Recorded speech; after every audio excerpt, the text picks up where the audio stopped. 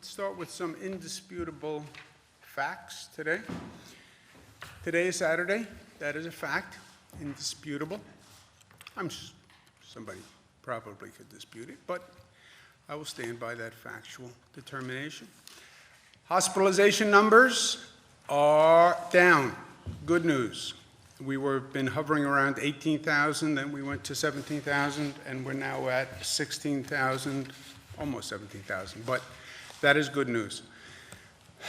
We're down now for several days. The statisticians will say, are we past the apex? Have we hit the plateau and flattened for a period of time? And are we now on the way off the plateau and on the descent? If you look at the past 3 days, you could argue that we are past the plateau and we're starting to descend, which would be very good news. Again, it's only 3 days, but that's what the numbers would start to suggest. And you see that basically across the board. Hospitals will tell you that also. The emergency rooms have fewer people in them. Remember, they were at manic max capacity for a very long period of time. Remember, we increased the hospital capacity by 50%, so every hospital had 50% more, and that capacity was overwhelmed, which just reminds us of the job the hospitals have been doing. But we see that in the numbers as well as what the hospitals are saying to us. You look at the 3-day average, which is more accurate, that is down. The ICU admissions, that I don't think is reflective of anything anymore, but we continue to include it for some unknown reason, are also down. The intubations are down, which is very good news. Again, intubation means you've been put on a ventilator. Probability is about 80% that you won't come off the ventilator once you're put on a ventilator, so that's very good news. But sobering news, on the other hand, happy days are not here again. We still have about 2,000 people yesterday who were new admissions to a hospital or new COVID diagnoses. That is still an overwhelming number every day, 2,000 new. If it wasn't for the relative context that we've been in, this would be devastating news, 2,000 people coming into the hospital system or testing positive. And if you notice, 2,000, we're not at the peak, but this is where we were just about in late March when it started to go up. So we're not at the plateau anymore, but we're still not in a good position. And the worst news is still tragic news. Number of deaths, 540. It's not as high as it was. It's still 540 people died yesterday. 540 people, 540 families. 504 in hospitals, 36 in nursing homes. Nursing homes are the single biggest fear in all of this. Vulnerable people in one place. It is the feeding frenzy for this virus.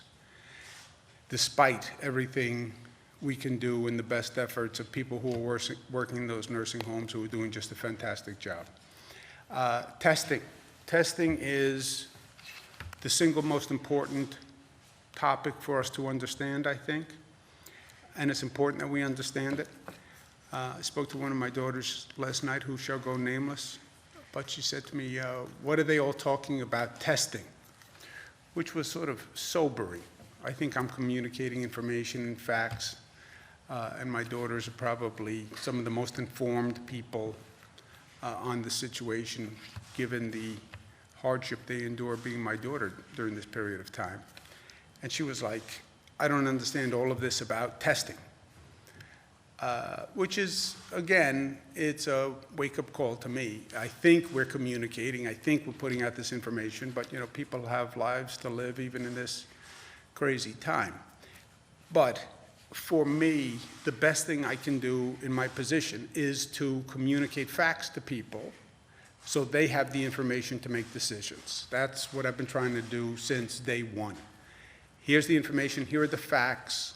You decide, and I'll tell you what I think the course of conduct should be given these facts, but here are the facts, right?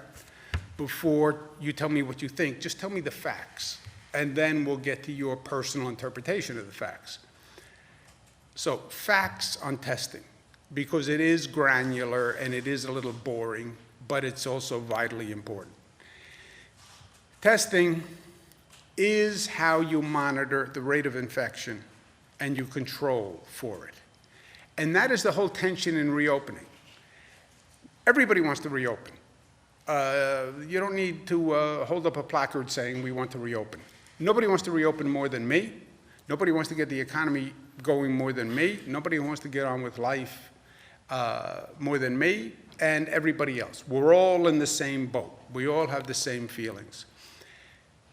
The tension on reopening is how fast can you reopen and what can you reopen without raising that infection rate so you go right back to where we were, overwhelming the hospitals.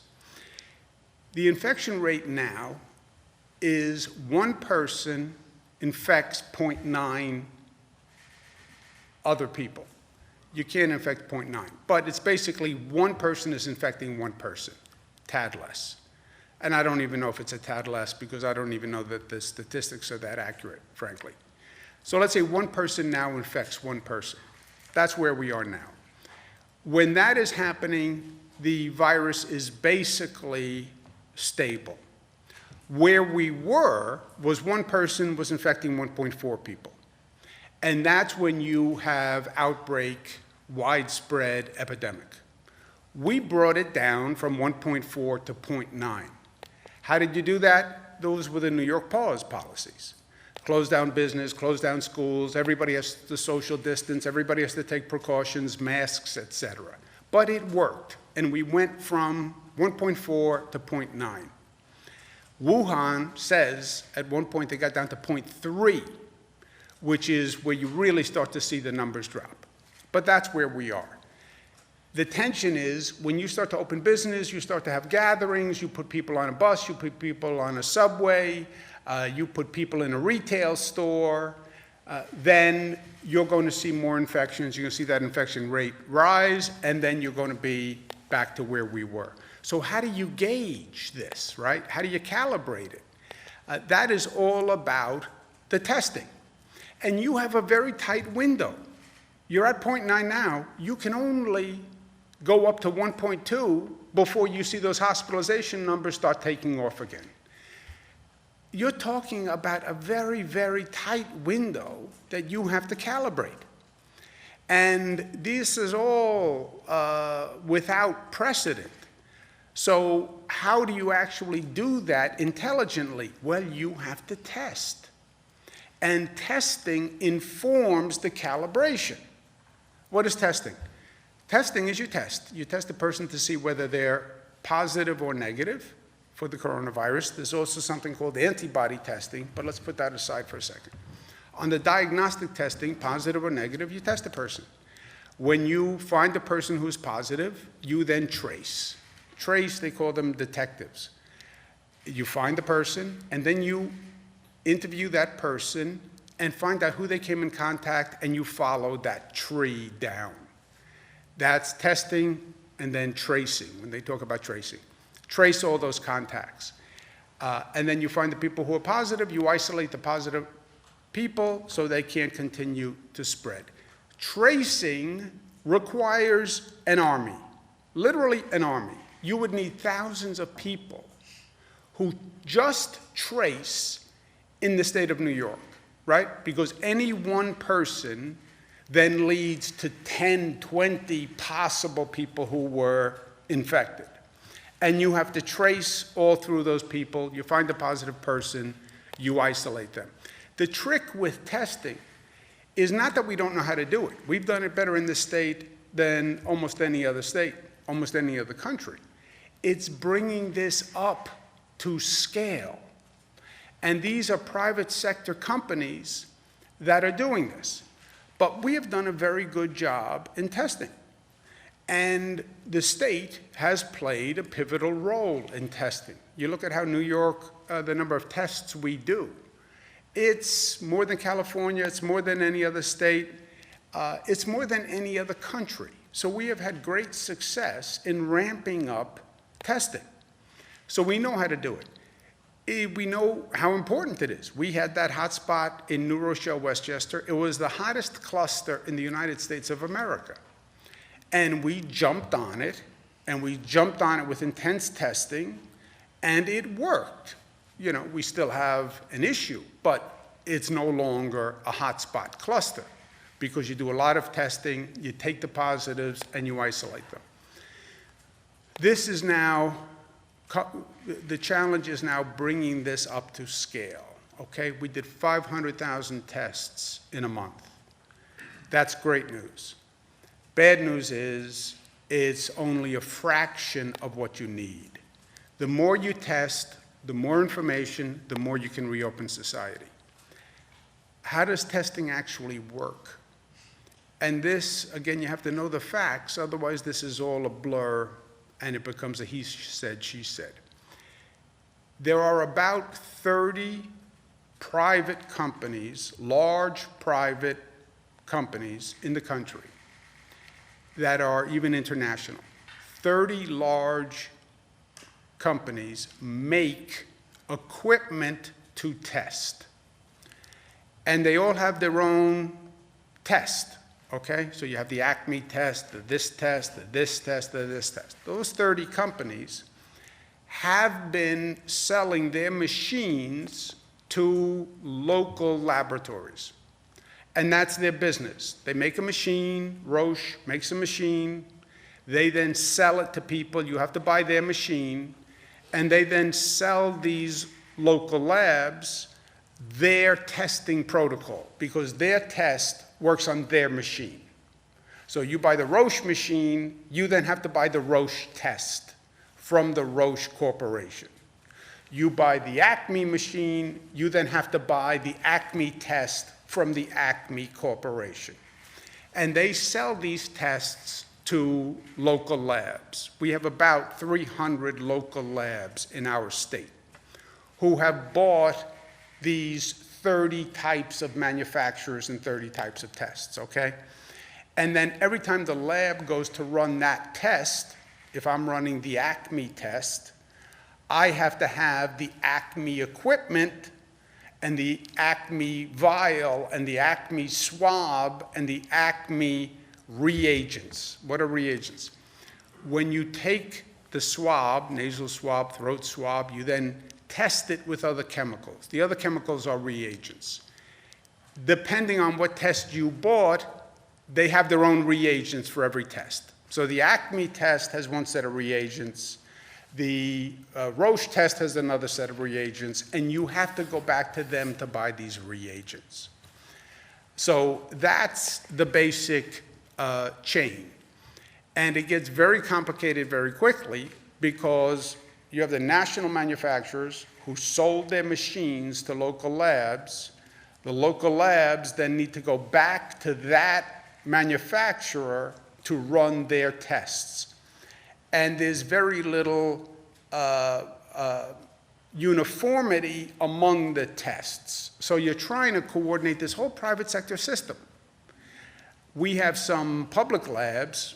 State has a Wadsworth lab, but the real capacity is in these private labs. So how do you bring this up to scale? And how do you cut to the chase on this one? We called the top 50 producing labs in the state and said, tell us what it takes to double your output, okay? And this is literally what they said. So there's no interpretation here. Most of them come back. Sometimes they talk about the equipment, nasal swab, vial, but what you see is most of them are talking about we can't get the reagents. We can't get these other chemicals that we need to test. Where do they get the reagents from? Their manufacturer who made the machine in the first place, okay? And they all say, with the machines we bought, we could actually be doing more if they would give us the reagents.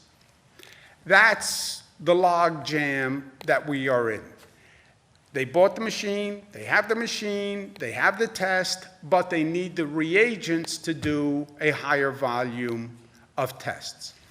When you go back to the manufacturer and say, why don't you distribute more reagents? They say one of two things. I can't get more reagents because they come from China, they come from here, they come from here. We don't make them in the United States. Or they say the federal government is telling me who to distribute it to. And this is why I say you have the federal government involved in this situation, rightfully so, because the federal government is saying to Acme Pharmaceutical, give X to California, give Y to Chicago, give Z to New York. These manufacturers are regulated by the federal government. And the federal government clearly has a role in addressing this crisis. But we need two things from the federal government. We need help on that supply chain, especially when it becomes international, and we need coordination and basic partnership. I get the state's role. We have been testing. I get this is hard. I get that it's difficult. I get that it's never going to be perfect. I get in this society there's going to be a blame game, and everyone's going to say, why didn't we have enough testing? It's the feds, it's the state. That's going to happen anyway, right? That's the world we live in. And I'm not asking for the federal government to come in and do any more than they need to do, but we do need their coordination, we do need their partnership. And we also need from the federal government, we need funding. I get that we have to fund airlines, we have to fund this business, we have to fund small business. Yeah, I agree 100%. But you also have to fund state governments. And by the way, when you fund the state government, you're not funding a private business, okay? We're not an airline. So you don't have an issue of should government really be giving tax dollars to this private entity. When you fund the state government, you just are funding a state government to perform the functions you want us to perform, which is the reopening function. I get it. I'll do it. But I need funding. And when you fund the state government, you're funding small businesses anyway, and you're funding hospitals anyway, and you're funding schools anyway. And you know, the Republican doctrine used to be limited government and states' rights. I'm a good distribution mechanism to small businesses and hospitals and schools because I know what's going on in the state. But if you want us to reopen, we need funding. National Governors Association is highly relevant because this is now all up to the governors. The National Governors Association is bipartisan. The chairman is a Republican. I'm the vice chairman, I'm a Democrat. I'm the incoming chairperson. We did a press release yesterday saying we need funding in this next bill. We need $500 billion for the states so we can do this reopening. Federal government yesterday sent 1.5 million cloth masks to New York State, and I want to thank them for that. These are cloth masks that we can distribute to people to help implement our policy where if you're in public, you have to wear a mask. It's not a surgical mask. It's a cloth mask manufactured by the Haynes Corporation, I believe. But we're asking people to wear masks, and this is going to be very helpful because we're going to have additional masks to distribute to the public. Last point, personal opinion. This is not a fact. This is just my opinion. You can throw it in the garbage. The emotion in this country is as high as I can recall. People are frustrated, we're anxious, we're scared, we're angry. We've never been through this before. And on every level, this is a terrible experience. It's disorienting, it threatens you to your core, it makes you reflect on your whole life, and it really has, it's mentally very difficult, it's emotionally difficult, economically it's disastrous. I mean, the market goes down, your retirement funds go down, you're not getting a paycheck. It is as tumultuous a time as we have ever seen. But in the midst of this, there is no time for politics. How does this situation get worse? And get worse quickly? If you politicize all that emotion. We cannot go there. That's why I work so hard. When anyone raises any political agenda to me, I work so hard to distance myself from it. I'm not running for anything. I'm not going anywhere. I'm going to be governor of the state of New York until the people kick me out. And then I'm going to go spend time with my family, and that's that. So I have no political agenda. And I've stayed 100 miles away from politics, just so people know that there is no possibility of a political distortion here, because it's no time for politics. And look, if you have partisan division splitting this nation now, it's going to make it worse. Abraham Lincoln, a house divided itself against itself cannot stand, 1858. Where did Abraham Lincoln get it from? If a house is divided against itself, the house cannot stand, Mark 3:25. Okay, so this is a accepted wisdom, let us say. House cannot stand. Not to mention, a house cannot rise up from the greatest challenge it has seen since World War II. This is no time and no place for division. We have our hands full as it is. Let's just stay together and let's work it through. And that's why we're called the United States, right? And the unity was key. Going back to Abraham Lincoln, it was always about the unity. Going back to the framers of the Constitution, it was always balance of power to ensure unity. And we need that unity now more than ever before. Questions? Governor, your mask order took effect last night.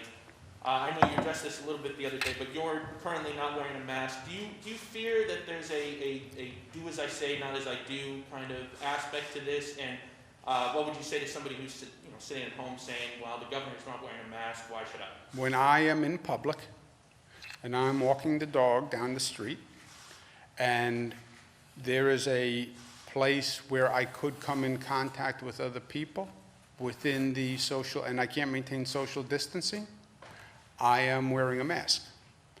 If I'm walking through the backyard alone and nobody's around me, I don't wear a mask.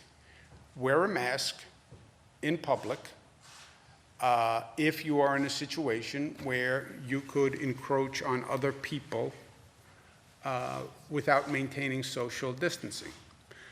That's when you wear a mask. Here, I'm not going to come any closer to you than I am. There is no possibility that you and I, John, violate the social distancing guideline. I'm socially distanced from Howard. I'm socially distanced from Melissa. I'm not in public. In public, when, I'm not saying in your home, in public, that I think is a small inconvenience that has a tremendous benefit for people. And you want to go walk the dog with me? I'll walk the dog with you. I wear a mask, and my daughter wears a mask.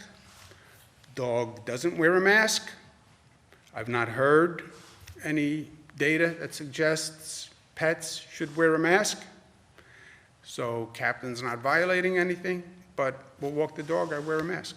Not as attractive as your mask, by the way. You have a very stylish, fashion-forward. Governor, you're talking about unity today, but President Trump has been encouraging implicitly and explicitly some Republican states to kind of move ahead with reopening plans. Beaches are reopening in Florida today. There have been protests at state houses around the country. What do you make of that sort of piecemeal approach? And considering that people travel, could travel from Florida to New York, from Texas to New York, et cetera, doesn't that defeat the purpose of trying to stamp this out? Look, I think no one should inject politics. And that's why, Jesse, do as you say. You know how hard I've worked and how many times I've said, taken myself totally out of contention for any possible political position just to make sure nobody could say there's a political angle to this. And I can't speak for anyone else. I can speak to my relationship, what I'm doing in this state, how I'm working with other officials for myself, and how I'm trying to work with the federal government. I think the president's point of there are different states in different positions, and once you say it's up to the governors, which is what he said, you're going to get potentially 50 different paths forward. And that's what he said. That is his model. He did not say this is a nationwide program that he's asking governors to buy into. He said it's up to the governors. So what I do here in New York may very well be different than what the Florida governor decides to do. And your point is well taken. Well, then can they drive to New York to Florida, or Florida to New York? Yes, they can.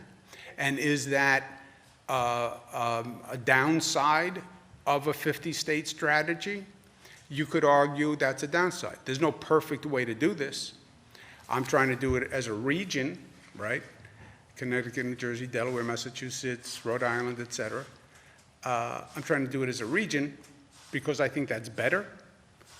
But yeah, when you do individual strategies, the tension with that, and I think the rationale for the president, is you have different problems in different states. And I think the president leaving it to the states was not just right and legal and constitutional.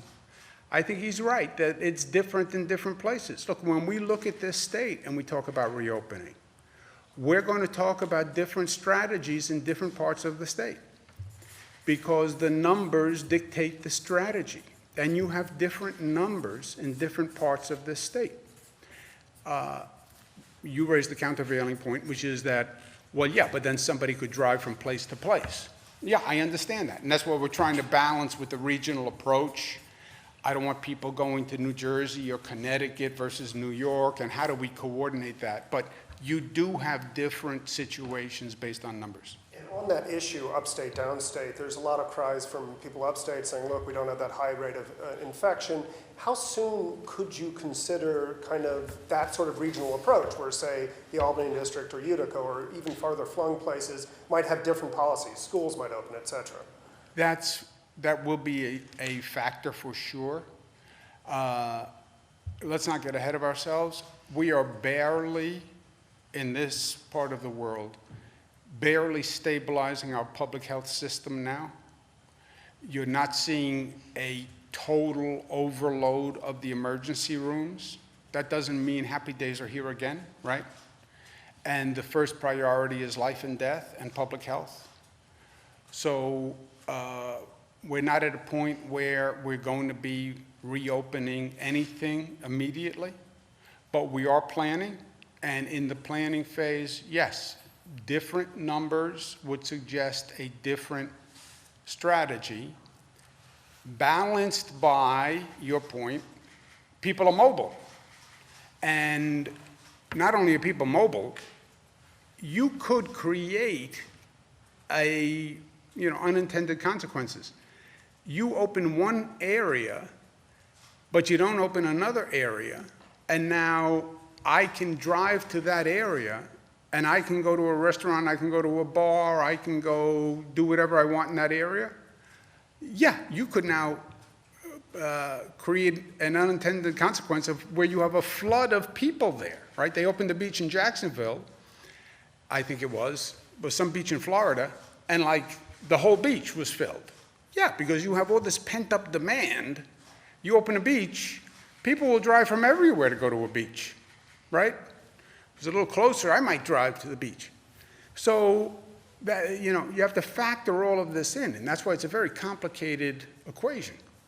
Governor, a number of state legislators, and including Assembly Speaker Carl Lacey, have said recently that they can and should remotely continue the legislative session. Some taxpayers are saying, hey, it's their job. Do you agree that they can? And if so, does that mean there's hope for something like recreational marijuana at a time where the state really needs revenue? Look, I think that's, first of all, it's totally up to them, different branches of government, legislative, executive. I spoke with the speaker yesterday. I speak with the speaker often. And he's working, I can tell you that. From a taxpayer's point of view, if they think their assembly person or senator isn't working because they're not here, they have to think again. They're working. They're working probably harder than they normally work, because you have all those constituents in that area with all these issues calling them, and their phone is ringing off the hook, and they're calling me. So I can tell from how much I'm talking to them more, much more than usual. So they're working. In terms of passing legislation remotely, they can do that. That's up to them.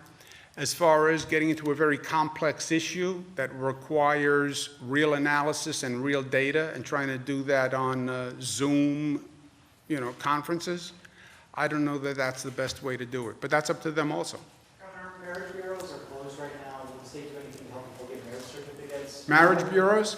Yeah. I think the divorce rate is going up. Marriage rate is going down, divorce rate is going up. What are we doing about marriage bureaus? Why didn't somebody think about that, Howard? We actually have thought about it. We are today signing an executive order allowing people to get their marriage licenses remotely, and also allowing clerks to perform ceremonies over video. So if that's an avenue people want to go down, it will be available to them. Video marriage ceremonies. There's now no excuse when the question comes up for marriage. No excuse. You can do it by Zoom. It's yes or no. Governor, your administration announced recently that it has begun the process of going to release older prisoners who are nearing the end of their sentence on certain crimes. Can you speak to how many prisoners that's actually going to release from the state prison system? Yeah.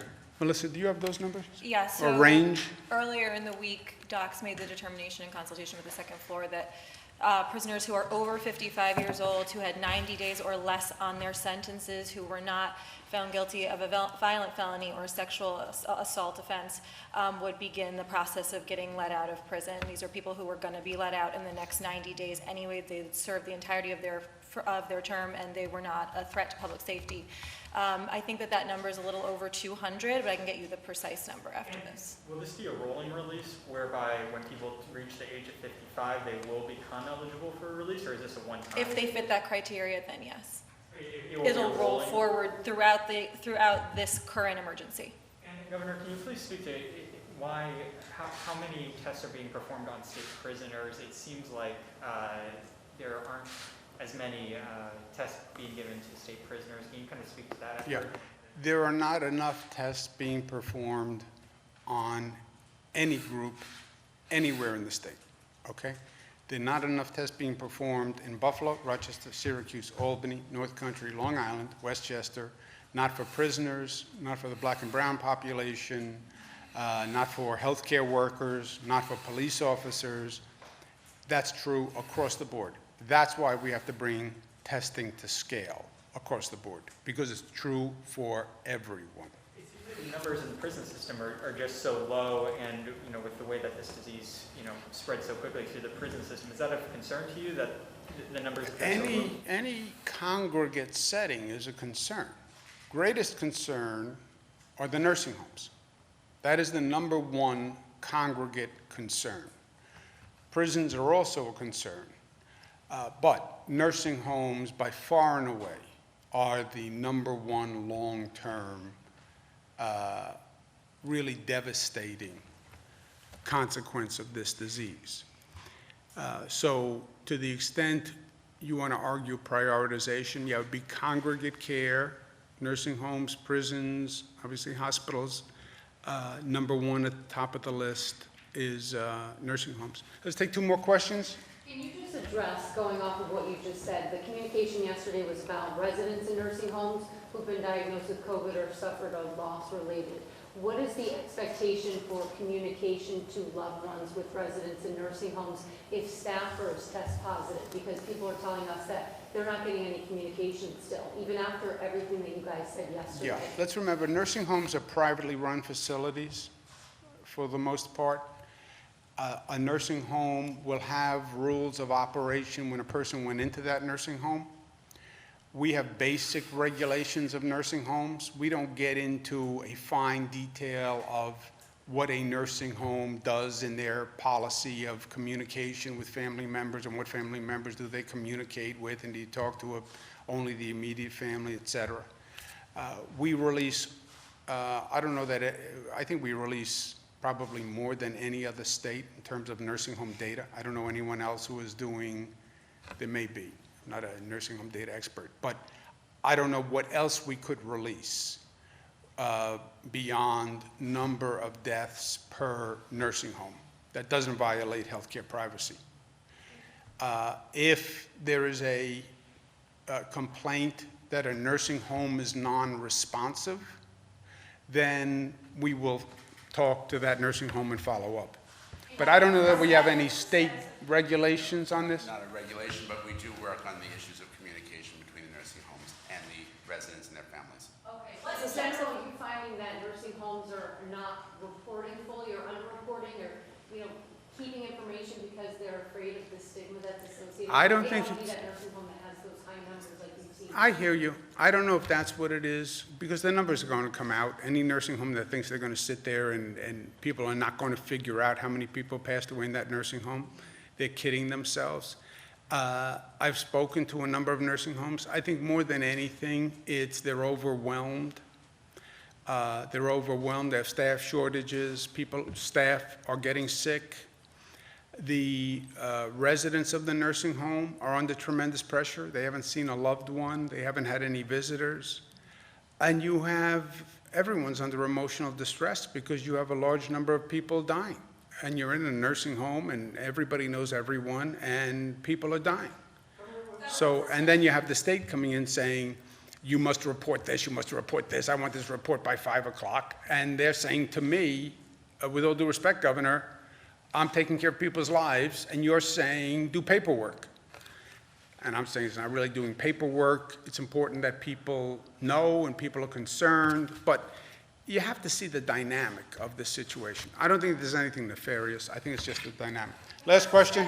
What's the status of the antibody testing effort? Have we gotten federal approvals to scale that up? How much progress have we made on that front? So we are working with both the private sector as well as our own lab, where we're working on antibody tests, and we're getting information. I had sent a letter down to the FDA about one of the companies, and we'll see where that comes. They're reviewing that at that point. That will help us scale up once we find out about that. Last question, last question. At this Josepha. point, how many nursing home residents have actually been tested? Yesterday, you had mentioned that they were going to increase testing at nursing homes. How would that happen? How would we do that? Well, I don't know that we would know. Nursing homes conduct their own tests. Again, they're private facilities, they're private-run facilities.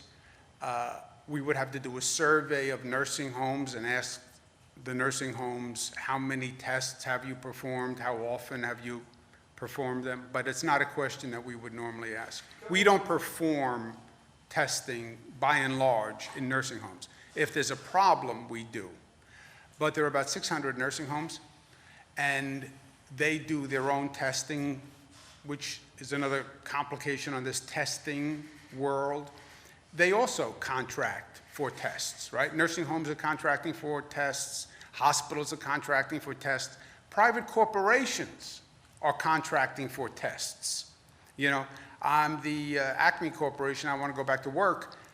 They are calling labs saying, I want to buy testing because I want to test my employees. So you have all these sources coming into these testing sites.